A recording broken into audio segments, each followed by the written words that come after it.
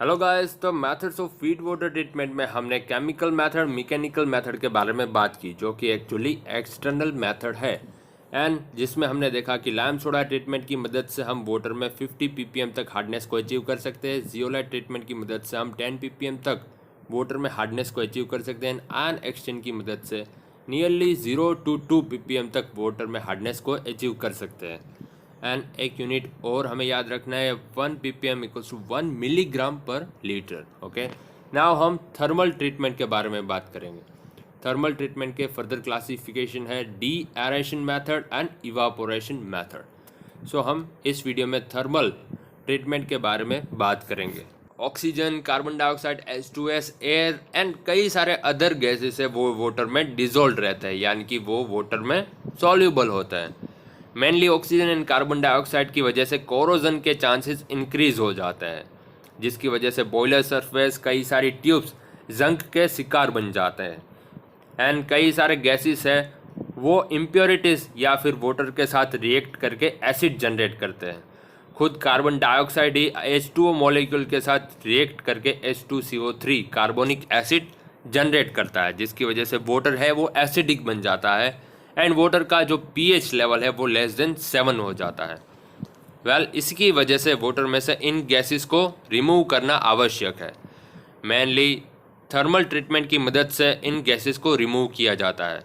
सो first method है deaeration and second method है evaporation, जिनकी मदद से हम वाटर में से इन डिजोल्व गैसेस को रिमूव कर सकते हैं।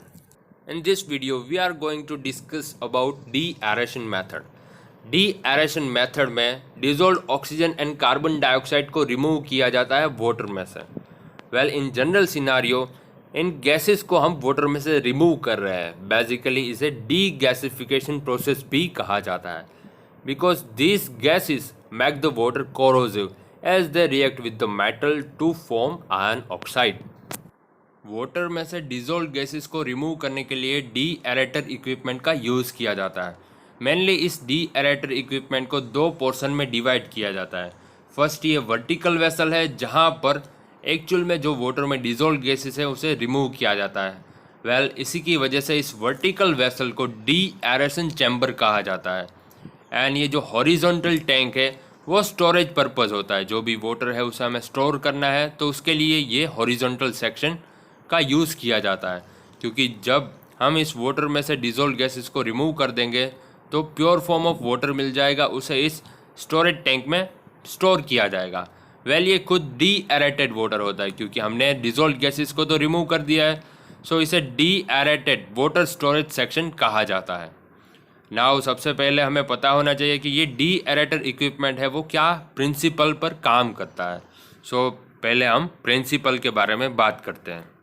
Deaeration relies on the principle that the कि जो डी एरेशन है, यानी कि वाटर में से डिजोल्व गैसेस को रिमूव करना, ये प्रोसेस है, उसका मेन प्रिंसिपल क्या है, तो वो पूरा एक बेसिक प्रिंसिपल ही पर ही काम करता है। जैसे ही हम वाटर का टेम्परेचर इंक्रीज़ करेंगे, उसके साथ जो गैसेस है वाटर में डिजोल्व है उनकी सॉल्युबिलिटी डिक्रीज़ हो जाएगी। यानी सिंपल शब्दों में कहा जाए कि जैसे ही वाटर का टेम्परेचर हम इंक्रीज़ करेंगे, वाटर को हीट एनर्जी सप्लाई करेंगे, उसमें जो गैस है वाटर में जो डिजोल्व गैसेस है वो रिमूव होने स्टार्ट हो जाएंगे। तो बस हमें सिर्फ वाटर को हीटअप करना है, राइट। तो चलिए हम बात करते हैं कि वर्किंग कैसा रहेगा इस डी एरेटर इक्विपमेंट में। सबसे पहले इस वर्टिकल चैम्बर में यानी डी एरेशन वेसल में फीड वाटर हम सप्लाई करेंगे। यहाँ पर डिस्ट्रीब्यूशन हेडर अवेलेबल है, उसके साथ ही स्प्रे नोजल्स भी अटैचमेंट है। सो इस स्प्रे नोजल की मदद से वाटर स्प्रे के फॉर्म में नीचे सप्लाई होगा। यहाँ पर ट्रे सेक्शन है, यानी कि परफोरेटेड ट्रे को रखा जाता है, सो जिससे सरफेस एरिया कांटेक्ट इंक्रीज़ हो जाएगा वाटर ड्रॉपलेट का। सो ज़्यादा से ज़्यादा वाटर की ड्रॉपलेट है वो ज़्यादा से ज़्यादा स्टीम के कांटेक्ट में आए, क्योंकि ये ट्रे सेक्शन के नीचे से हम स्टीम सप्लाई करेंगे। एंड जनरली ये स्टीम है वो हाई प्रेशर टर्बाइन की ब्लेड स्टीम होती है, एंड उसका ही हम यूटिलाइज़ करेंगे, उसकी ही हीट एनर्जी को यूटिलाइज़ करके हम इस फीड वाटर को हीटअप करेंगे, गर्म करेंगे। एंड नियरली सैचुरेशन टेम्परेचर यानी कि नियरली बॉइलिंग टेम्परेचर तक हम इस वाटर को हीटअप करते रहेंगे। जिसकी वजह से जो डिजोल्व गैसेस है वो रिमूव होना स्टार्ट हो जाएंगे एंड हमें in the end pure form of water मिल जाएगा।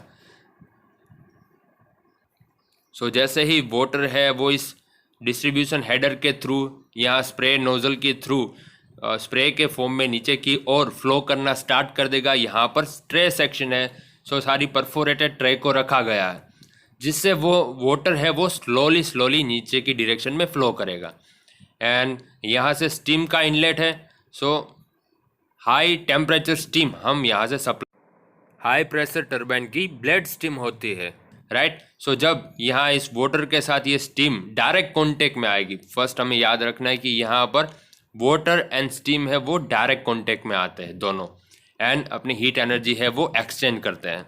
सो ये फीड वाटर है वो हीटअप होने लगेगा, एंड जो फीड वाटर में डिजोल्व गैसेस है, जैसे ही वाटर का टेम्परेचर इंक्रीज होने लगेगा, यहाँ पर गैसेस की सॉल्युबिलिटी है वो कम होने लगेगी, एंड जो गैसेस है वो वाटर में से बाहर निकल के ऊपर की डायरेक्शन में फ्लो करना स्टार्ट कर देगा।